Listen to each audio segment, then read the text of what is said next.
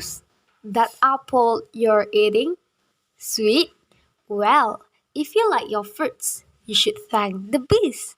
That's right, the bossy bees do more than just honey. So, to get fruit, it's important that pollen gets moved from the stamen of one flower to the pistil of another flower, and that some pollen gets stuck to the top of a flower's pistil. This whole process is called pollination, and this is where the bees come in. You might remember that bees get their food by drinking nectar from a flower. While a bee is moving around in a flower looking for nectar, little bits of pollen from the stamen sticks to its legs, wings, and fuzzy body.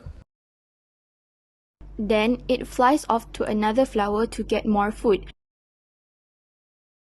As the bee crawls all over the next flower, it bumps into the flower's pistil. Some of the pollen from the bee's body gets stuck to the top of the pistil.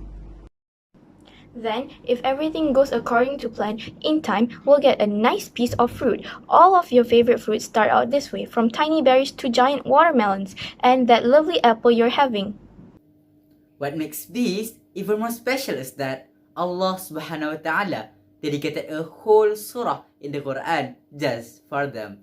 In Surah An-Nahl, verse number 68 and 69, it is stated that, "And Lord Allah revealed to the bees, build your hives in mountains, trees, and in what they build. Then eat from every fruit and follow your lord's enslaved path. From its bellies as its drink of different colors. In it healing for man." When a female bee collects nectar and pollen from the flower of a plant, some pollen from the stamens of the male reproductive organ of the flower sticks to the hairs of her body. When she visits the next flower, some of the pollen is rubbed off onto the stigma or the tip of pistil, the female reproductive organ of the flower. When this happens, fertilization is possible and a fruit carrying seeds can develop. Lately, the number of bees have been decreasing. A study in 2019 shows that climate change can cause disruption in plant pollinator networks. This results in decreasing communication between plants and pollinators. So, how can we solve this issue? First of all, we can build a bee garden. It will benefit both bees and plants. Bees can have a proper place to breed so that the number of bees increases. Therefore, plants can have more interaction with pollinators and the pollination process increases.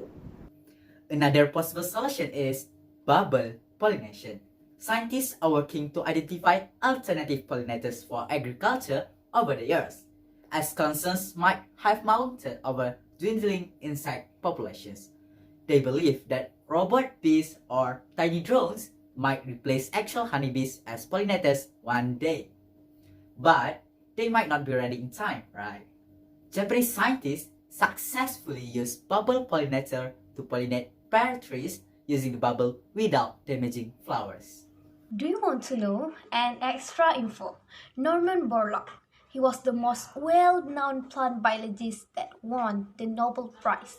He was awarded the 1970 Nobel Peace Prize for his contributions to the world food supply as a leading American agronomist in 1950 and 1960. He has been called the father of the grain revolution, and he passed away at the age of 95. Thanks for watching.